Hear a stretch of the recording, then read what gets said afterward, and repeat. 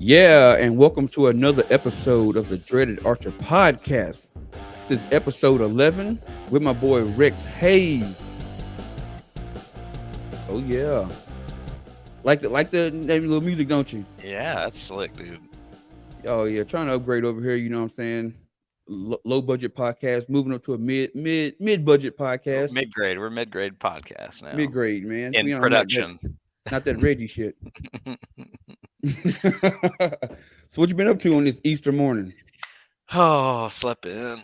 Oh, slept in. I got to call Alex tomorrow. Is going to be his his turkey hunt at a close Oh, WMA. The rain's been nonstop, thunderstorm type stuff, so we haven't been able to go out and really listen.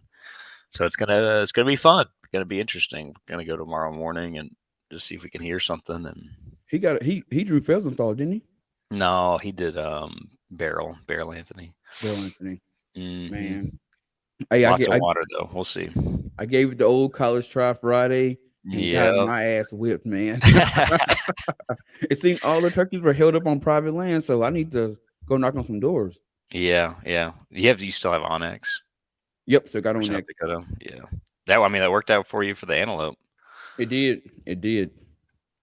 So Hey, man, we're telling my secrets, man. hey, I don't think that's a secret. Hey, that's old. That's old school. It's been around for since before time, man. Asking, hey, you mind if I come over here and whack this animal? Yeah, but see, back Uh, then you had to bring something. You know what I'm saying? You had to have some canned peaches, some peas.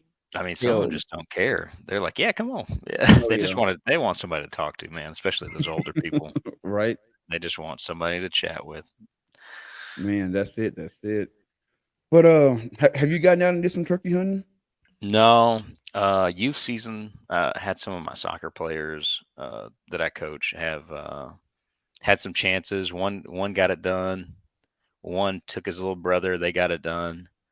All on lease land, but yeah, it's the youth season just finished up, and then starting Monday is going to be the regular season, and it goes until May something, I think. But yeah, Sure. it's just getting going, but ours is relatively late compared to a lot of other places. I think I mean, our numbers are just pretty rough, so they try to keep the pressure pretty low and starting on a day on a midweek, not midweek, but beginning of a week, and then I don't know. From Shit, what I hear, the state of our turkeys is pretty rough compared to most other southern states. shit, ours started on like a Wednesday.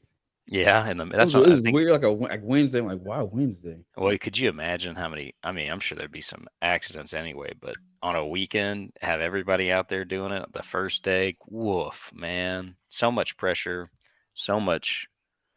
I don't know. It'd be a lot of hunting happening in those 2.5, 3 days. Yep, taking days off and Oh, it'd be going at just a it. slaughter for the first 4 or 5 days. So, But man, I know like with me, my success, the reason I don't have much success in turkey hunting and probably like a lot of my hunting, like I don't scout. yeah, perfect I segue. don't I don't scout like I should. Yeah. I try to be lazy and use Google Maps and some of the other different you know mobile mapping services, and it's just not the same as getting boots on the ground.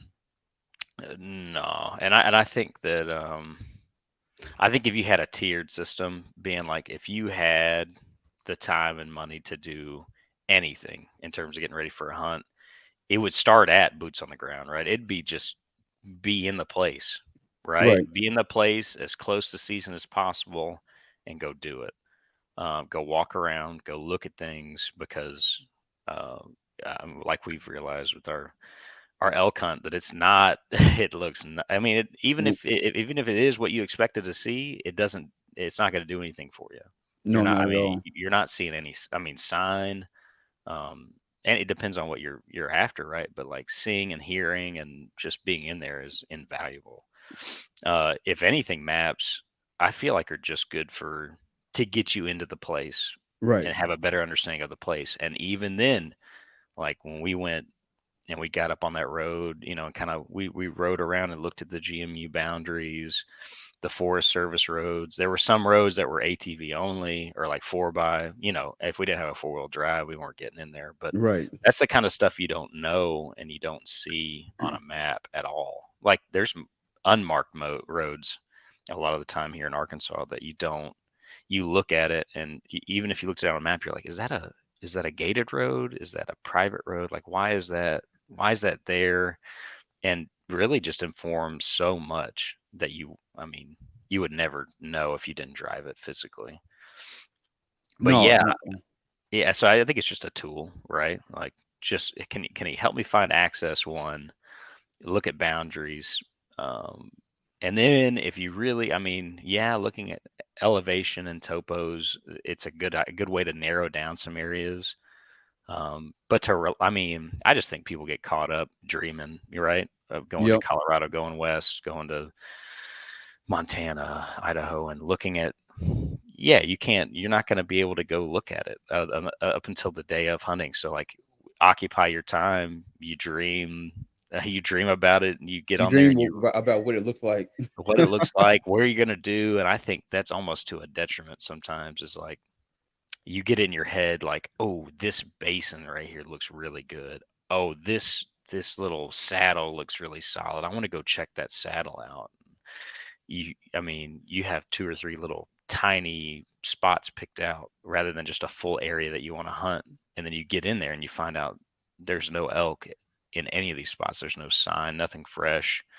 Um, there's things you just don't see on a topo. So to really get nitty gritty with topo, I think is kind of, or with maps in general, is kind of, it's not a, it's a way to occupy you. I think it can Oh be. yeah. You just got to use it kind of sparingly, and then I think printing the maps off. Good God, we Oh yeah. Yeah. We got messed up on well. that. Well, yeah, yeah. Print the maps off, but even with like Onyx, you can download the maps, and use them offline. But I Right, didn't even know about that feature until we got out there, and then trying you to didn't have do it. any kind of service to download Trying to nothing. use it. Yeah, Yep. it's just like being prepared, having maps printed of some reasonable areas to hunt. Right. Like we could have spent on that road that we were on, that 3-mile stretch, everything north of us, like that block, we could have stayed all week there and not Right. even touched every part of it. And I think that was the point, is like, pick an area, you narrow down your unit. Again, you could really get nitty gritty about picking a unit, but pick one. There's elk everywhere for the most part. Go in there and just, you got an area, get everything downloaded, ready to go. And then just if you're not a hunter that goes into the woods and knows what you're looking for, right? Like, you're not going to be super successful. No, I think, not at all. there's so much more to it than just looking at a map. It's just crazy. But it, Oh, it does it does help inform. If you know what you're looking for, right? You're looking for trails, you're looking for sign, tracks, scat, rubs, scrapes, just like the general stuff, right? Bedding. and then But you, that'll get you started. Like right. once you start seeing that stuff, it gets you started. And for me, another thing I have trouble with is the time of the year. So like I'll Mm, go, like for example, there's this one spot that I hunt that's south of town, and like the first time I went to it, it was right around this time last year. So everything's still dead, the grass is laid down. So you mhm. walk in, you're like, oh man, this is gonna be perfect. Well then I set up I set up a game camera, and I won't go back until maybe a week before the season. Right. And then I'll walk in and everything will look different. I'll actually get turned around and lost. Like, wait a minute, where was what It's so greened up and it's so thick. greened up, you know what I'm saying? A storm might have came through, knocked a couple trees down.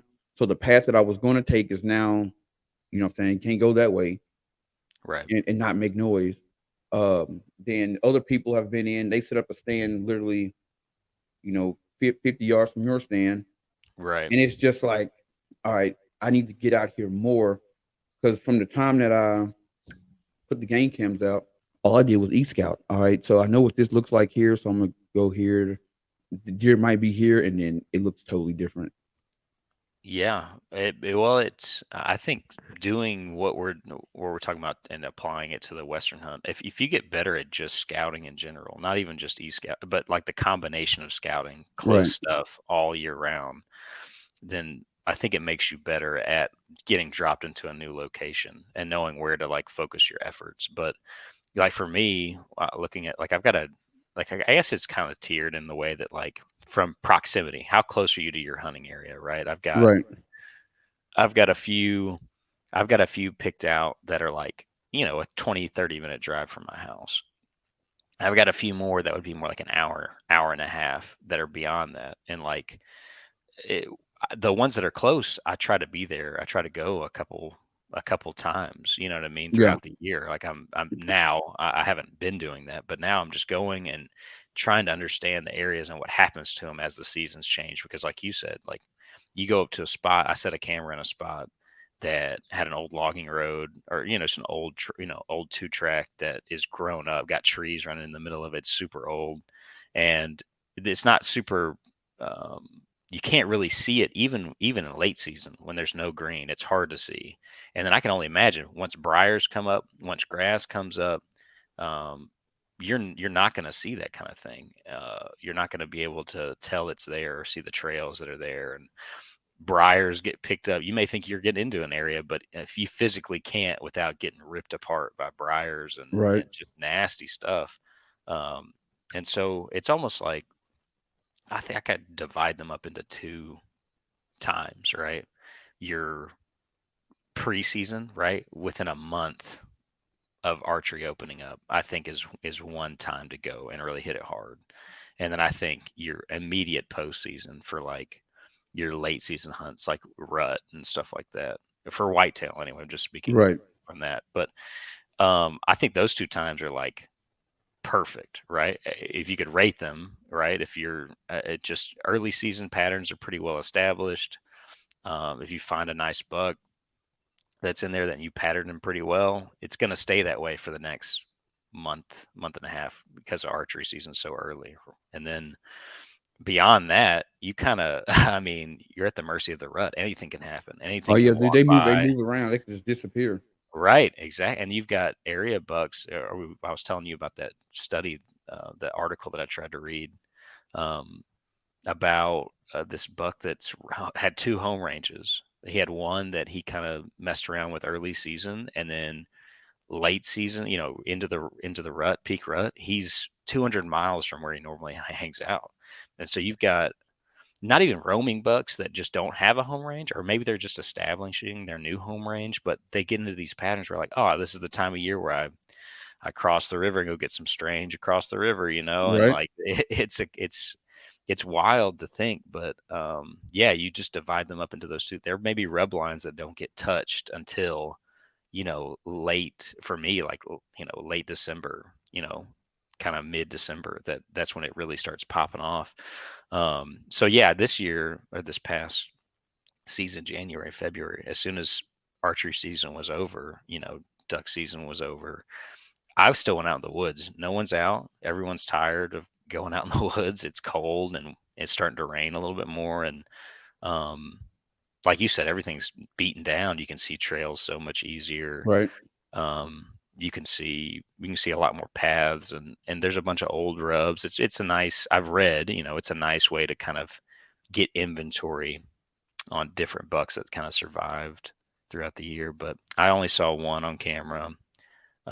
Saw a bunch of does, and for my area, I got to kill a doe first. So, I don't. I'm just now learning. I still don't really know. Like, it's not like I I pared down anything or was like, oh, there's a big buck in this area. I'm going to go Right. hunt this. I found some nice converging trails.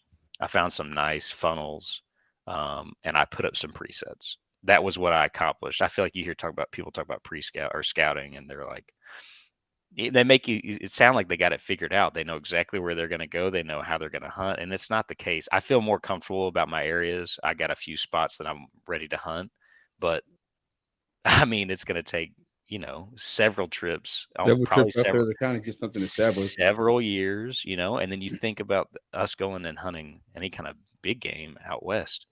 It blows your mind. There are local people that live there year round that Mm-hmm. don't have success, and then we're just coming in and tripping over ourselves trying to get in there, and it's just wild. It's kind of as you get better at scouting local, it makes me very, I don't know, uneasy about driving and spending all that money there. You know what I mean? Like, Yeah. Well, I mean, it wild. it makes you, ask the question, is it worth, saving a little extra money and going out, to Colorado maybe once or twice before the season starts? Right. If you want to increase your odds, I mean, the more times you get boots on the ground, Yeah. it Like, increases your chance of success because you kind of get them. You'll see a herd. Say you're hunting elk. All right, there's a herd here. Now I know I'll be hunting during this season, so around this time, it's either a rut or they'll be trying to feed, getting ready for the winter. So I need to focus on where some other spots where they'll be feeding at, or where's right. water, something like that.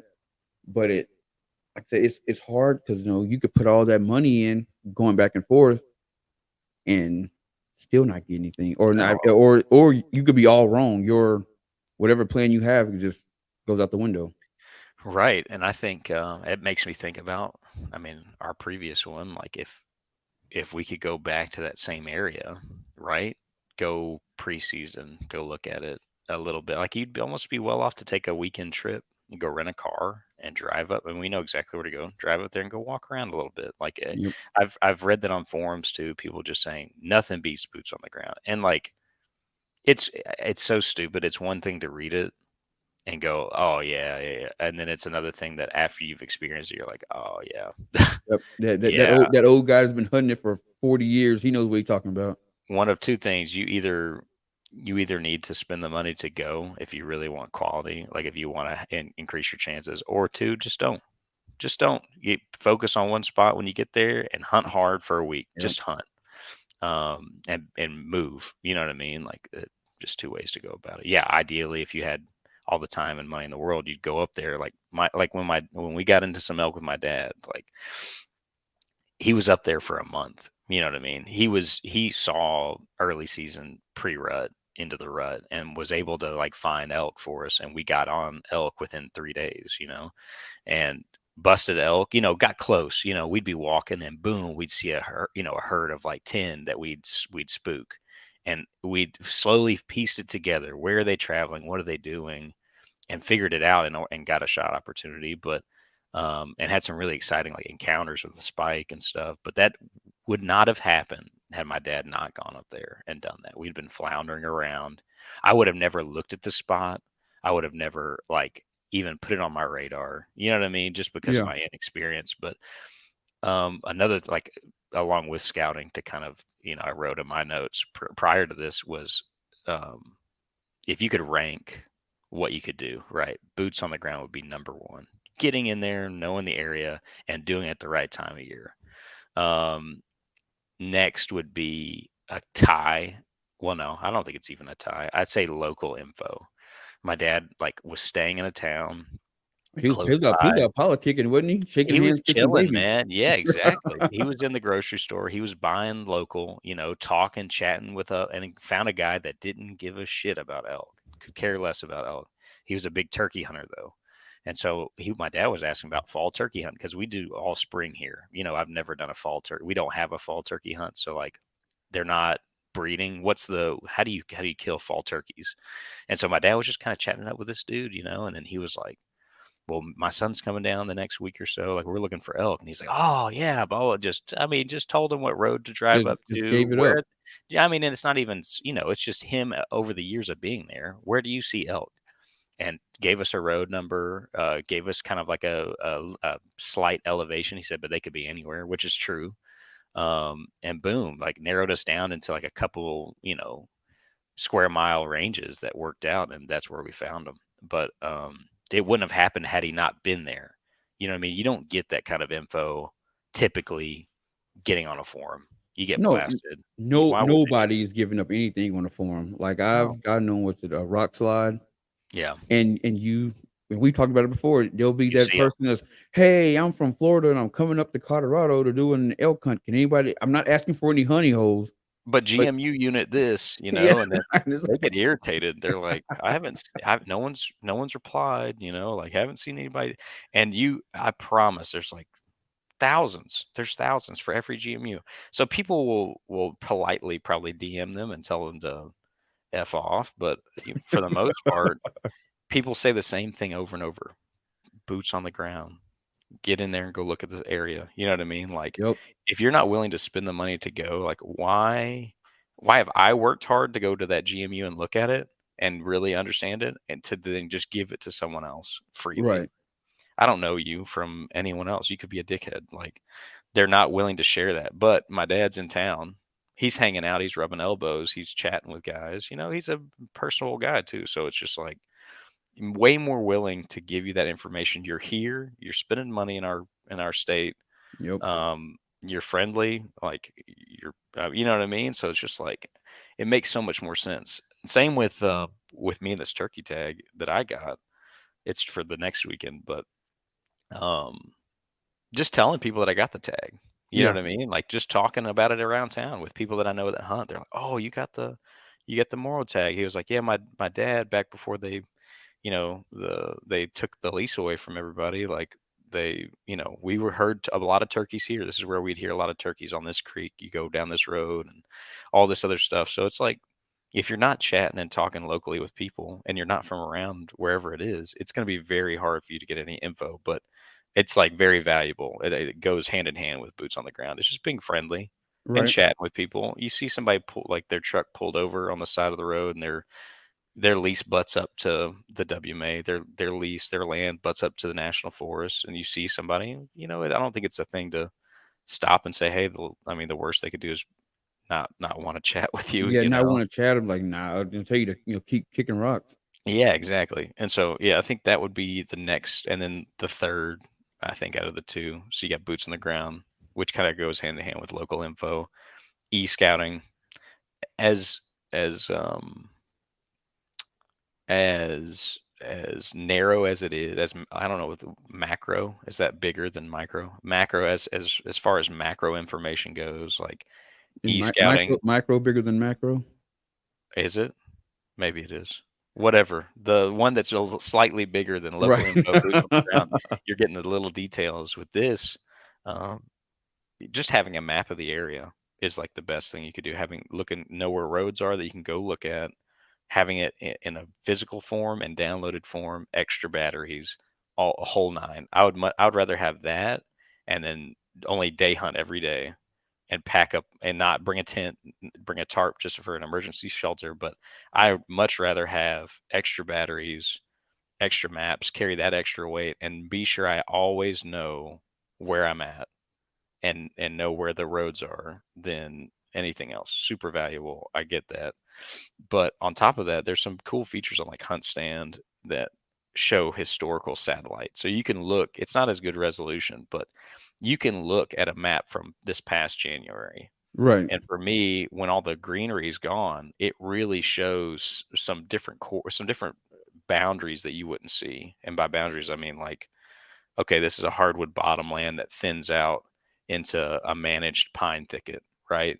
And you can really see that hard line that goes. And you're like, okay, that pine thicket then runs down and intersects with that creek and then a clear cut, right over there, or like a burned area. And so, like, finding those little boundaries that ultimately I'm going to go walk. You know what I mean? I'm Right. not going to go in blind and go put a stand there. But it makes it a lot easier to see those features, and it's super valuable to, again, just inform you of where to look and where to go.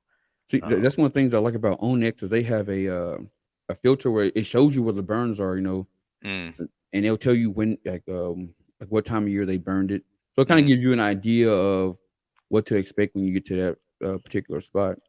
And I mean, that's something I wish I knew more about, was burns and how it affects. I know within a few years it needs to mature into into forage, right, for Right. different species, but I don't know what time that looks like. When does it get into peak, whatever. And that's one thing I'd like to know more about, is burns and how that kind of affects, because I know it's good, right? But at the Right. same time, I don't know when and why I for mean, different I reasons. think it happens pretty quick as far as forage growing back because we had a diesel south of town went up on the side of the road, burned up, and basically burned the whole ditch up. And that was like 3 months ago. And I drove by last week, and it's already starting to get green again. It's getting green. It's like okay, like Do you I see guess some that's deer in there? hell no, that's on the ditch, man. Oh, I did. Yeah, no, I know what you mean. But like, eventually that's going to grow so thick that it's going to be good Oh cover yeah, yeah, for a good deer. cover for deer. Yeah, for sure. So like there's a transition period between probably really good forage to really good cover, maybe even bedding eventually, right? Like that's I kind of want to know how that affects it. It'd be kind of nice. But then, all right, so then you got e-scouting, and then the very end, internet scouting. Internet, you can think you're super good at sleuthing the internet and getting on and looking like, oh, I found this old post from 2006 about this guy. Like that was back when they didn't realize that whatever they said on the internet affected The their actual unit for hunting. Yeah, years. And so just because you think you're smart and that you dug in the internet for hours, there's 1,000 of you doing the digging around the same. internet doing the same damn thing. So it's just like you got to understand that you're not special. Trey, Well, no, we're not I've special. always wondered, like, would somebody get on there and put in like some bullshit information? Like, Now, oh yeah, like now you go you read something, it's like, oh yeah, the post was from like 2015, and then you I've see somebody posted on it like recently, and they're like, oh yeah, go check out, Road 237, south of Road 237. I saw a ton of elk there, and then and you it's like go a there and national park. Yeah, something you can't hunt illegally. yeah, I've seen that on refuge forums for duck hunting. People will give you the coordinates and like for a sanctuary, a waterfowl sanctuary or something like that for real. And it's like I'm sure people do get messed. I mean, I think you could go your entire hunting career and be successful without ever looking at a forum. In terms of like scouting information about GMUs and units and places to go, like you might as well not even look. You're honestly, you'd be better off not looking. It would confuse you more than anything else. There's no reason to even look at it. well, like don't people like call like biologists like in that area? Yeah, and that's another one that I haven't really. I've done a little bit. I talked to a guy that used to be stationed at the WMA I'm at, that I've seen. I've met. He gave me his card. I called him about a potential rifle hunter during like a archery only WMA hunt that he came and checked out. We chatted for a little bit. And I got his card. Again, I didn't just. What's up? Oh yeah, let me turn off my. Hold on. Stop my camera. Can you hear me still? Oh yeah, I can still hear you. Katie's changing clothes. That's all good. Um, the but I got his card, and he's. It's not like I called him for that reason, but I did make the connection, and he did tell me that one of the WMAs close to me was his baby. That's where he used to be stationed. He loves that place. He used to hunt down there all the time as a kid. And so then when I got that tag, I called him up, and he said he'd send me some coordinates and send me a picture from Onyx. And he did. It's a good little tip. And there's just like I've gotten 3 or 4 tips on turkey hunting at WMA that I wouldn't have had I not, talked to somebody. Right. And the game warden was super helpful too. I don't know if we don't have biologists really for different stations that I'm aware of. But for what I understand in the West, like there seems to be a I don't know, a lot of biologists that you have access to. Yeah, Uh, like when I was reading forums, like in Colorado, and a lot of people saying like, "Hey, just call GFP and ask for a biologist, and they'll tell you what's going on." And I did it once. I called, and the guy all he told me was, "Yeah, in the South mon." Dakota? No, no, this wasn't for Colorado. Oh, He okay. said it's been dry, and that's pretty much all he told me. I mean, But I think he was on he was like getting ready to go to lunch because it was like what it would have been. It was 11:30 here. No, it was 10:30 here, so about 11:30 there. So he's probably getting ready to dip out for lunch. right. And he's like, "Hey man, it's been dry, so look for water." And then he's Yeah, like, man, "I'll that's give you a huge. call back later." And I never heard from him. I mean, honestly, since people have been saying that on forums, I'm sure biologists get get Yeah, called a shit all ton the of calls. time. Yeah, Yeah, I mean, and I'm sure there's some that aren't.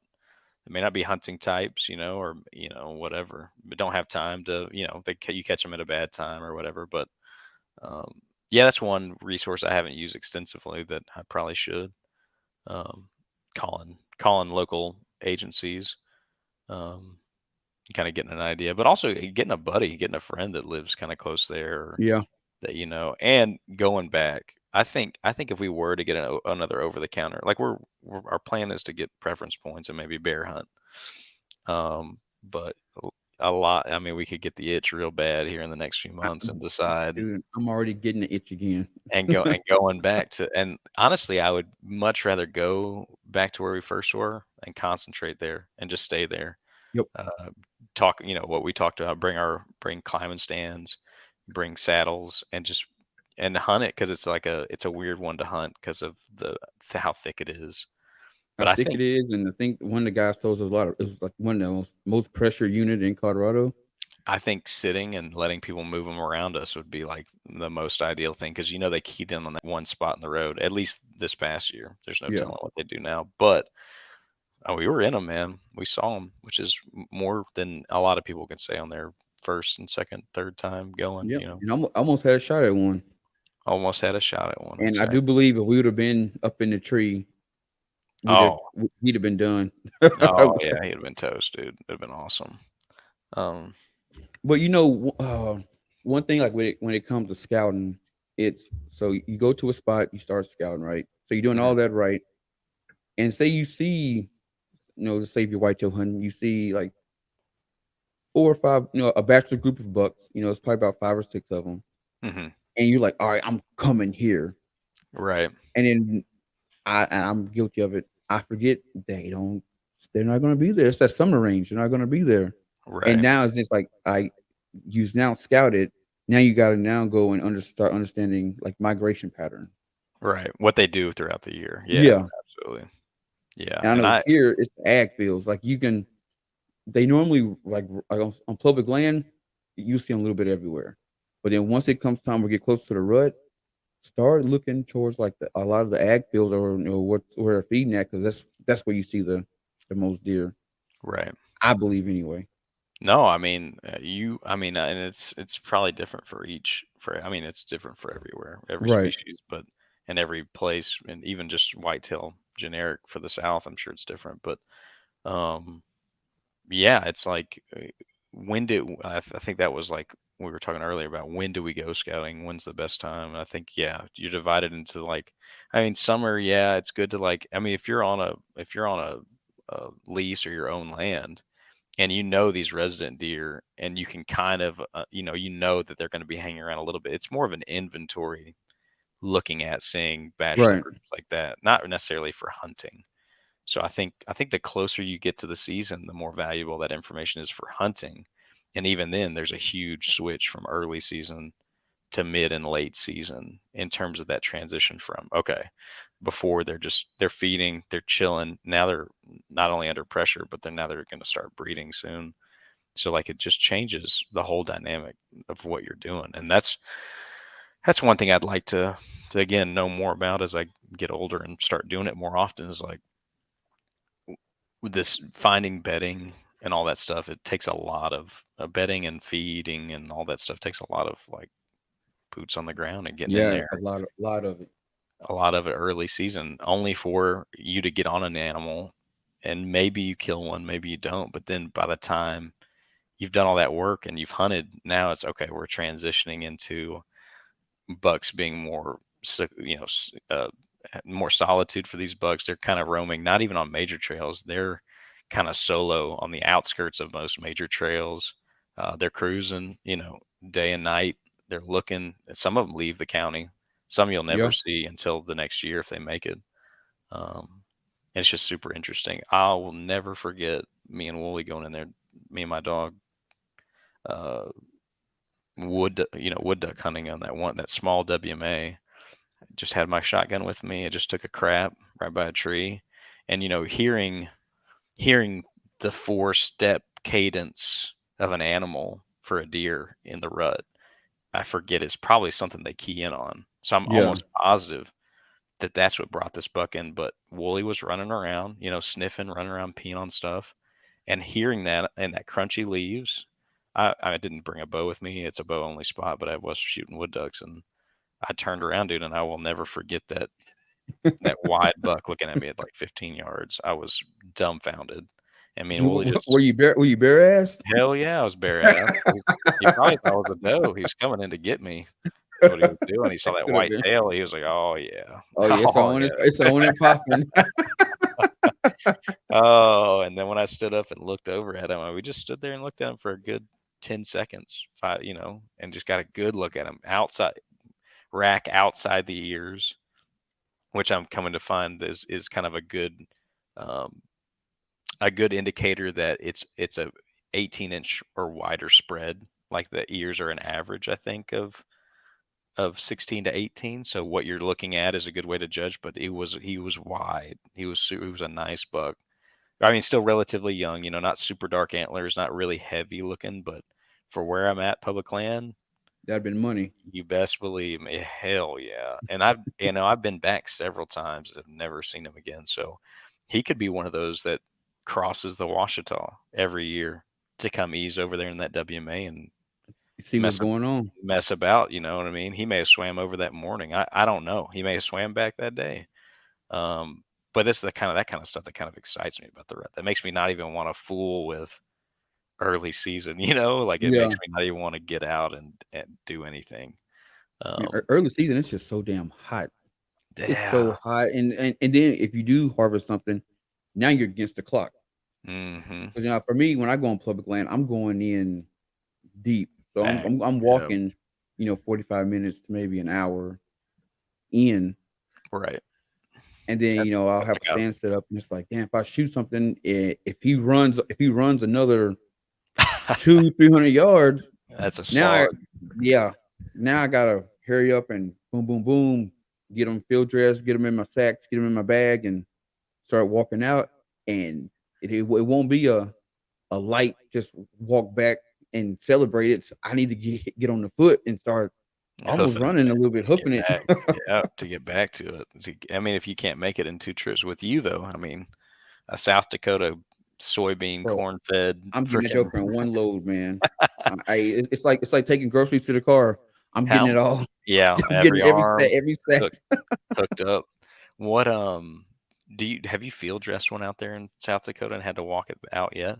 I haven't done You did a an deer. antelope. I did an antelope, but the farmer that allowed us to hunt his land, he actually heard the gunshot, and as we got ready to pack that joker out, he comes driving over the hill in his truck and load that bad boy up. Let's go. So Oh, I you never already got the done. experience of packing anything out. Right. That's crazy. Well, I'd like to. I mean, I had a pretty long drag with Alex with some does. I mean, mine was 90 pounds, maybe 80 pounds. Like it wasn't much. And by the time I gutted it, it was an easy drag, not an easy drag, but I mean, it was relatively easy. So I couldn't imagine being any further back and killing something fat. You know what I Yeah, mean? Something big, 150, 160 pound deer for us is pretty large. Almost 200. Anything close to 200 is a big deer for us. yeah. Um, but anyway, yeah, no, I, I'd like to experience it. I'd like to be in a place where I kill something so big that I'm like, oh man, this is gonna be tough. This is gonna be tough to get back. It'd be a good problem to have. I know my boss, his brother, he's a huge elk hunter over in Montana. I think he said last year he killed a pretty nice bull and took him 8 trips. But he's also older. He By probably himself. late 50s, early 60s. So it took Hmm. him 8 trips to get that bad boy out, but he got it. I mean, even with something mild, right? Like a 50, 60 pound pack, it'd take you a while. And that's a heavy, I mean, it's pretty heavy for somebody that doesn't do it all the time. Yeah, We see, you see those. I think we've talked about it. You see these guys training, and I'm not saying you have to be out of shape. You need to be out of shape when you go into the mountains, but in order to hunt, right? I want to be fit enough to hunt. The right. pack out, it's just going to be a sufferfest, and you know it. You know what I mean? Yep. It's okay if I cramp up or if I can't walk the next day. I don't care to be able to do that well. You know what I mean? Like if I can get it done and not spoil any meat, that's my goal. Right. And I'm going to get fit enough to go hunt, but beyond that, I'm not going to be fit enough for a pack out. You know what I mean? Like I'm not there to Mm-mm. pack out multiple animals. And be recovered. I'm there to do it and go lay in the hot tub and go drink and then And go home celebrate. and feel awful the next day.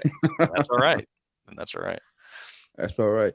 I have no idea how I'm gonna segue into this one. I'm just Let's gonna jump in go it, right man. into it, Yeah. man. We've talked several times about archery shops, Mhm. and in the current model.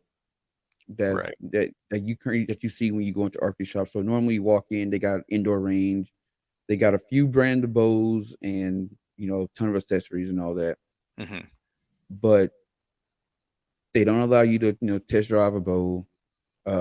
If you currently have a bow and you walk into a shop, they normally don't want to work on it because you didn't get it from them. Right. Like, well, some, yeah, I would say some shops, for Yeah, sure. not all, just yeah, some. Right. Yeah. No, I think that is the issue. I think with archery shops is you've got people getting into it for different reasons, or getting into it at different times of the year, or different times of the lifetime of bow hunting. As long Yeah, as bow hunting has been around, there's different eras, I guess, of bow hunting. I think in our current era of bow hunting, there's you got newbies, but even the newbies are well read, well read. They get on the forums, they think they know everything. They think they've right. read about everything, and they want to get into the nitty-gritty of bow shooting when they've never even owned a bow, right? Like, I feel like when me and you first got into it, I think we did it relatively right. You go in, you got a mission. They set you up. You didn't worry about arrow spine. You didn't worry about any of that. So yeah, sure, I read about it, but like I went in, I just said, hey, I got What I do I got need? I got $500 to spend. I want to get something nice. I don't know my draw length. I don't know. I've only shot a normal bow. A diamond. When my dad had let me borrow his diamond and have it, but I hadn't been shooting since I was 16, 17. So like, just getting back into it, relatively new. They set me up. I went on my way. And then thinking back on it, I remember going back in the shop and talking about cam lean and talking about all this other shit. And I could barely shoot out to 30 yards. You know what I mean? Like Right, I couldn't have gone hunt. Like, I don't know. It's just funny to look back at me going into a shop back then and how I was acting as opposed to now. And I'm sure that's the tough part about owning a shop is you've got guys that are really seasoned and know what they're talking about, and then you got other guys that think they're seasoned that don't really know anything, no, and really they just they've watched a couple YouTube videos and think, all right, I know what's going on with this particular thing. and they think they need like a flagship bow. You just need to go shoot. Don't break That's the it. bank until you decide what you like, and then come back. You know what I mean? But I think shops are a little impatient sometimes when it comes to that, or that you come in asking for something specific that's kind of relatively new. Like we talked about FOC, and I feel like a shop's got to be super knowledgeable. You got to have a guy in there that likes it that much, that wants to read about that kind of stuff. And Right. I've been told at my shop, if your bow is set up right, you don't got to worry about FOC as long as your bow's set up right. if you make the perfect shot, yeah, you don't have to worry about it. But that's not the case. Um, And speaking of guys coming in wanting a flagship bow, hanging ar- the I hang around my bow shop a lot, and mhm, it was probably about 2 years ago. This kid came in, and if you're sitting around our shop, you normally end up volunteering and helping sell something, especially if you own that particular bow that they're looking at, a brand of bow. right. Because kid comes in and he's, hey, I'm looking to buy a bow. I remember Deb and Kim were busy, so I was like, hey, I'll show you around until they get us some free time, and then they'll help you. So he goes, what do you shoot? I was like, shoot a mission. All right, cool. So I showed him the mission, and he didn't look at the specs. He didn't touch the bow really. Guess what he looked at first? What? Price tag. Yeah. Look, Oh he yeah. goes, oh, this bow's only $350. And I'm like, yeah, it's an entry level bow, it's a budget bow, but it's something to get you started. And I asked him, have you ever shot archery before? Nope, nope, Perfect. never shot a bow. I said, man, this would be perfect for you. This was a bow that I got when I first got into it, a year Yeah. and a half ago. You don't know your draw length. You don't know your preference. Like Yeah, some people think they know that all that stuff, but being able to tweak it at home yourself, shoot. I mean, that's the most important thing, right? Just shooting. Just it doesn't just shoot matter. it. I didn't realize, if I would have moved to like a different release style, I didn't appreciate a spongy back wall, and I wouldn't have known that had I not shot a bow for a long time, Right, and then went and shot more. You know what I mean? Then was like, okay, well now I've killed some animals with this thing. This is what I like about the bow. This is what I don't like about the bow. This is what I want to do. I didn't realize how much I liked 3D shooting until me and you went to that tack, but like Yeah. I would like a bow that it's small enough that I can go take out here, in Arkansas, and then but also would love something a little longer that I can go shoot at tack, you know what I mean, and not be worried about being able to shoot 50, 60 yards Right. if I was ready for it. But with that mission, that sponge wall, I mean, yeah, it was easy to shoot. It was fun to shoot, super smooth draw, easy on my shoulders, but holding onto a target on a short ATA bow with a spongy back wall just did not make for a very good tack bow. I mean, I got Right. by. We had fun, no doubt. But that's when I realized, man, all right, I need to upgrade. That was that's like 8 years. I've had that bow 7 6 7 years, I think. I can't remember how long but I got it back when I was first in Dallas. So like to think that's how long it took me to realize, okay, this is the kind of bow I want. I want something with a solid back wall, something still smooth. I still like that about the mission. I liked how smooth it was. Back wall. I want to side. Did I already say that? Back wall, side back wall, long Yep. ATA, so that I can hold on a target better. Um, and something that's proven that people love. And that's when the shop, I think, model failed me a little bit.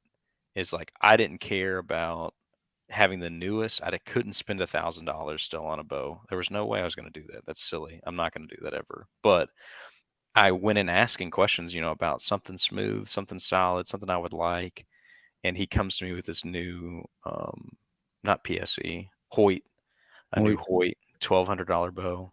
And yeah, I shot it and I fell in love with it. I was like, yeah, this is sick. I love this, but no, it's just like beyond that, he couldn't help me. You know what I mean? Like beyond selling me a $1,200 bow, that was all he had for me. You know what I mean? And Yeah. so, like, I don't know. I love shops. I know they're important, especially getting new bow hunters in. But I think there's two different types of shops. The ones that are really good at getting kids and getting new people in. You got to be super friendly and knowledgeable about the basics, and you Impatient got as to hell. and patient and know this guy just needs a bow. He needs to come shoot. Period. Now, a bonus if your shop is also very knowledgeable and and can upgrade you, use bow, brand new bow, whatever, and be able to, full service from in an archer's life, from start to finish. Right. Um, and so I feel like, a good shop's got to be able to do all that stuff. What makes, so what I think of the Black Hills Archery place, love the shop, awesome shop. What made that shop so awesome? You know what I mean? What Yeah. made that shop so cool and inviting to you that you To, remember? Yeah, to to me, you well, from when your you first, recollection.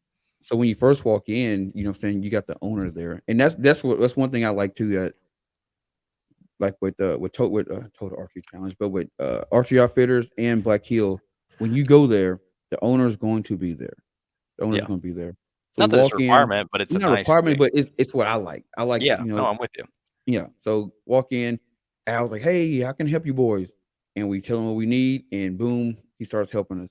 And then, He's you asking know, about tack. yep, He's he's yeah, wondering, well, what are you guys doing here? You know what I'm saying? And then he just starts just basically just talking to us, as if we right. were, best friends. Showed us some cool videos of him hunting a badass bear, Yeah, we were in and his office. Like, I yep, mean, cool cat. If you, and there wasn't a lot of brand. I don't remember seeing a lot of brand new bows. I think his like the wall where he has brand new bows was maybe a 4 foot wall, yeah, and might have been 8, maybe 9 bows there.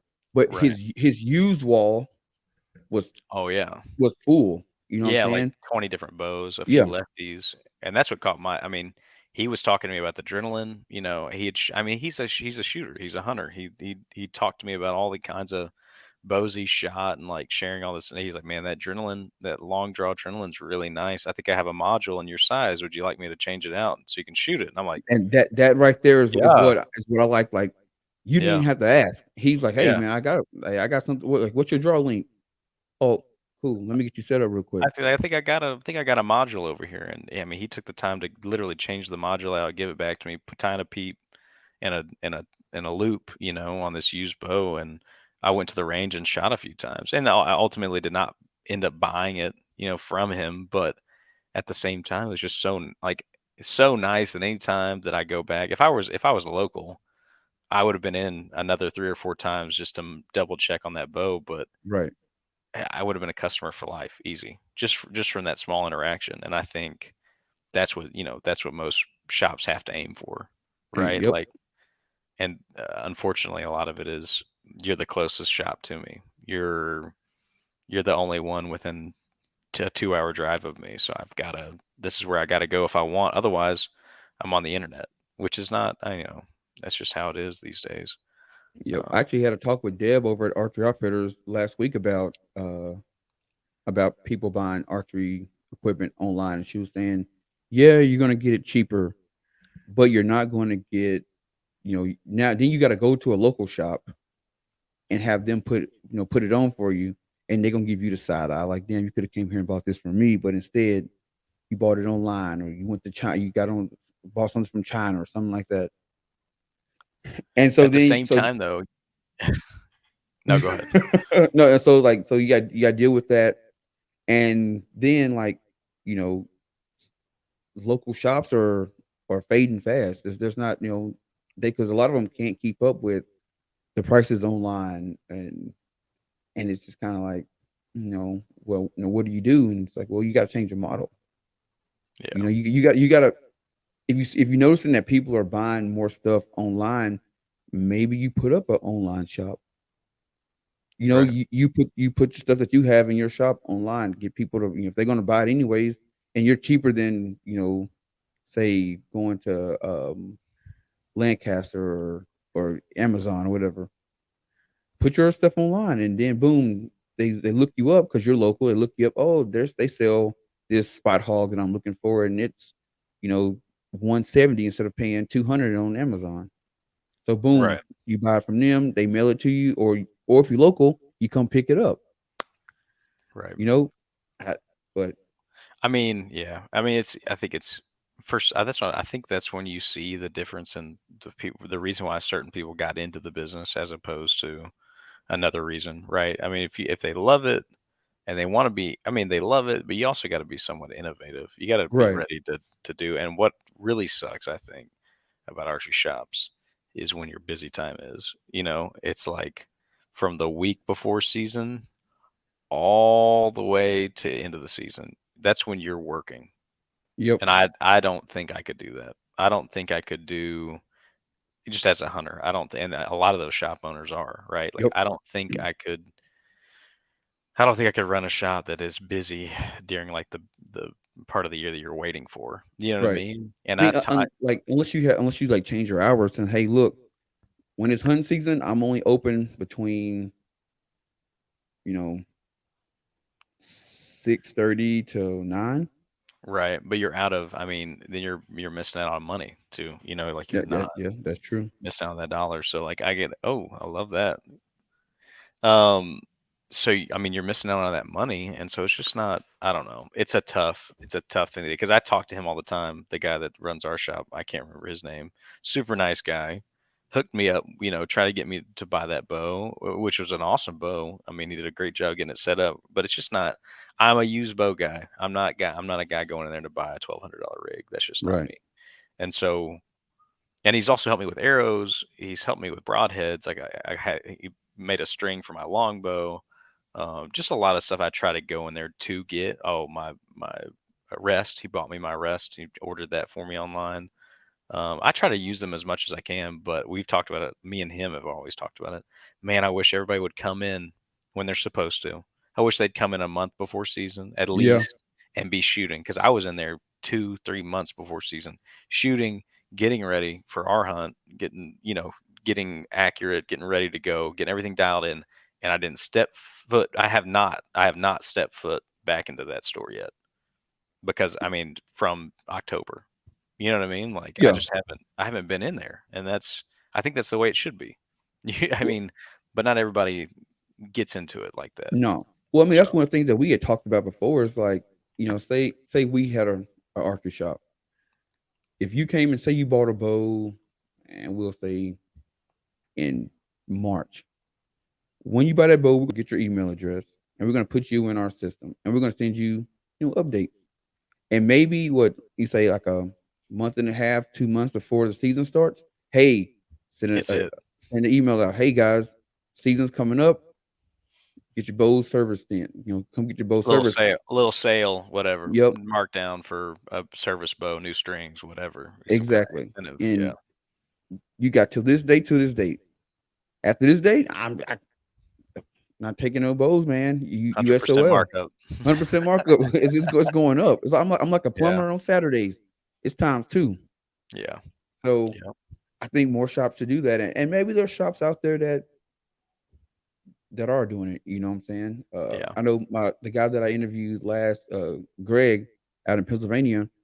You know what I'm saying? His shop is. He sounds like he's going to be on the more innovative side of things as far as when it comes to all his bows on the wall are going to have D loops. So if you want to come in and shoot, we got you set up. He has saddles. He's going to have tree stands and saddles on the range, so you can actually go in if you want to shoot a saddle or shoot out of a saddle, but and you want to give it a try. Boom, he can get you set up right there in the shop, That's perfect. get you Yeah, all rigged up and everything.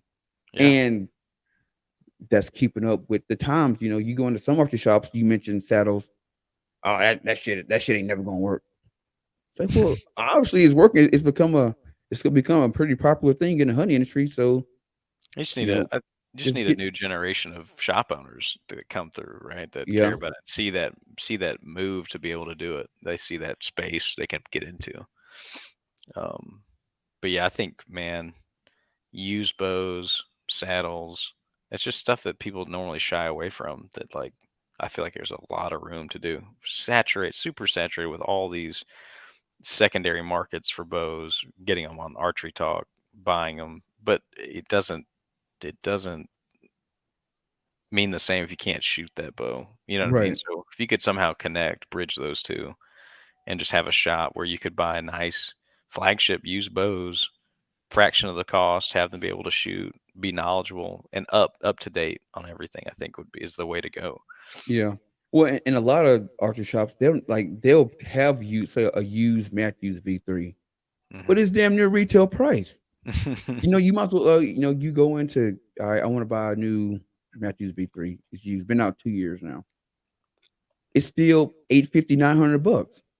But for $200 more, I can get the V3X. Hmm.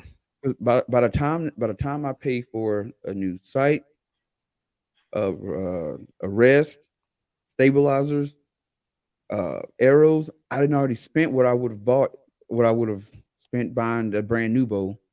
You Hmm. know what I'm saying? Or then maybe $100 less. But Right. still, I don't know. I don't know what would be a good price for a used bow, like a I, flagship bow. that's what I've seen them half. I see 50% on a 2 or 3 year old bow.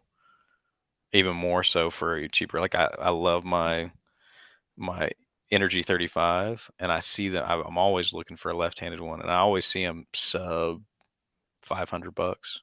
You know, I want to jump on one eventually, maybe when I have some extra money to have a backup. But, like, Yeah, for now, it's not a priority now. But yeah, I'm always on the lookout. And there's a bunch of them that are priced right. I'm sure you'll see a V3 in the next 2 or 3 years that's going to be 600, $500 man, easy. it'll still be 8. I've seen Matthews I've seen hold it pretty well.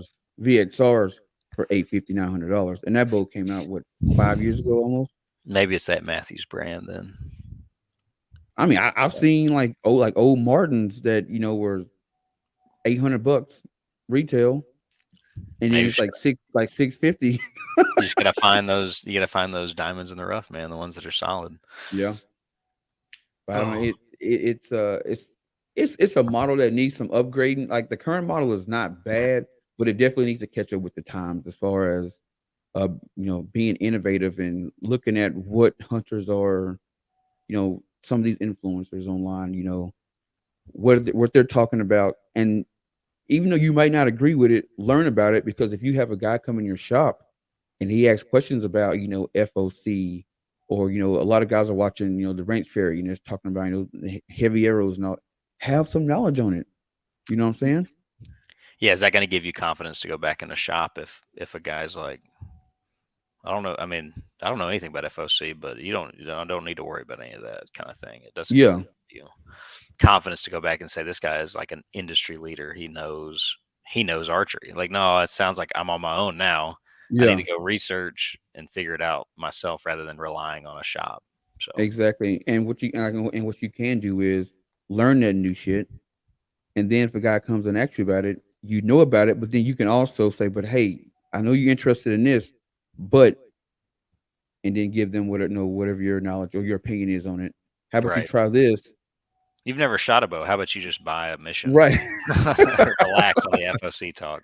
Hey, I'm telling you, dude. I've seen guys come like I was saying earlier. Dude came in, bought a brand new what at the time was a Matthews VXR, brand spanking new. Bought the what he thought was the best arrows as far as full metal jackets. Never shot them, but he bought them because he knew that's what people shot. And then he wanted them at like 600 grain. Like I want you to put the weights in them, and I want this, that, and third. And from the time, like, so they get him all set up. He goes out to the range. He shoots 20 yards off rip. Like, mind you, never shot a bow, so he's trying to shoot 20 yards. He believes I just bought this $1,300 bow. Gotta be lights I out. should be able to shoot 20 yards. Couldn't shoot, so he gets mad because he said they did something wrong because he's not hitting the bullseye. So they move him to 10. He starts hitting it, moving back. Boom, he gets 20. Now he's doing better. And he goes, so since he thinks he can shoot 20, he wants to go outside and start shooting 80 off rip. He lost every single arrow of those FMJs outside. $200 worth of arrows. Yep, gone. You know what I'm Oh, saying? And just because he thought that the price of the bow is going to make him a better archer, and that it is what it is. That's just oh, and you wonder why shopkeepers are so salty. You got we get two or three of those guys in there a couple every month. You're like, oh, these guys are idiots. Don't come in here talking. You're just like that other guy. right. You know? Yeah, just like the other guy. But I don't know. I think maybe the auto industry with the whole used car thing should kind of well Yeah, could something. Yeah, yeah something a little more official, like a yeah guaranteed used. Something yep that you can kind of verify and look at, and maybe get and use. You get a 30-day money back guarantee kind of thing. Or if yep you don't like this VXR, you don't think it's worth the $900 you paid used, then send it back. We'll go through it. 100-point inspection, make something up. But yeah. have somebody verify and look at it, make sure no bent pins, nothing cracked, good to go, nothing's twisted, tuned, ready to go. We're pretty slick. Oh yeah, Pretty man, that'd slick. be New pretty business damn idea. You slick. got to bleep that out, man. Cut that out so no one hears that. I mean, not that many people listening. Yeah, you're now, right. now watch this be the episode that blows up. This year, we'll hear, such and such archery shop, 100-point Oh, inspection, jeez. big buck Oh, inspection, whatever, man. the big buck inspection. Well, man, we got to get out of here and go eat some lunch, some Easter lunch. So Oh yeah. I'm gonna cut it short, but do your outro if we got one. If you don't, No, I mean, I ain't got one yet. yeah, See, that's hey, right. man, you spoiling it. Season 2, hey, the Dread Archer podcast, just like the RTL. Every season, we're gonna get a little bit better on something. You know And what I'm saying? dude, continuous improvement is all we're looking That's it, for. man. That's it. Hopefully Yeah. soon. I'm actually gonna build a little section in the garage where I could have a little studio, man. Yeah. Yeah. Have your So, mounts in there, have some bows hanging out, and guests. Oh, a little oh, mini dude, fridge. I was supposed to be getting my. I thought I was getting my mount back next week, but the guy was like, he hadn't even got the eyeballs. Your pronghorn? hmm He said Dang. the spot in California where he buys all the stuff at, they don't have any eyeballs. They don't even have any of The um mount, the body part or the whatever. foam. The foam, yeah. Yeah. It's like the one you picked out, they don't have. So he goes, I'm Just just waiting. waiting to get it all in. So he actually had to start working on fish and birds because he can't do any of the big game because he's like I said, he can't get any of the Oh, material. So he had people that thought they was getting their ducks back in September, and he's calling them now saying, "Hey, I got your mallards done. I got uh damn. Just your teals done. Come get them." just caught up, huh? All Yep. right, man. Well, I can't wait to see it, dude. It's gonna be Oh, sick. dude, he'll be sitting right there. I got a spot for him. He'll be right there. You know what I'm saying? Dope. I even might have to take down the Dreaded Archer picture and put up You just old get a Captain little Hook. logo overlay down there in your screen. You don't have to have that just yet.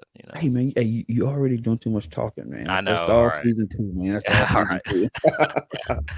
Hey, well, there you have it, guys. This is episode 11 of the Dreaded Archer podcast with my boy Rex Hayes. We're gonna try to get some more of these conversations in come season 2. You'll be seeing a lot of him and hearing his voice a lot. And hopefully we'll have some more footage of us out hunting and putting some stuff down.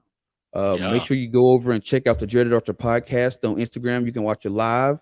But if you're on the go and you want to still hear the show, you can go to Spotify, Google Podcasts, Apple Podcasts, or any streaming platform where podcasts are there. You will hear my voice, and pretty soon you'll be hearing Mr. Rex Hayes' voice a lot more.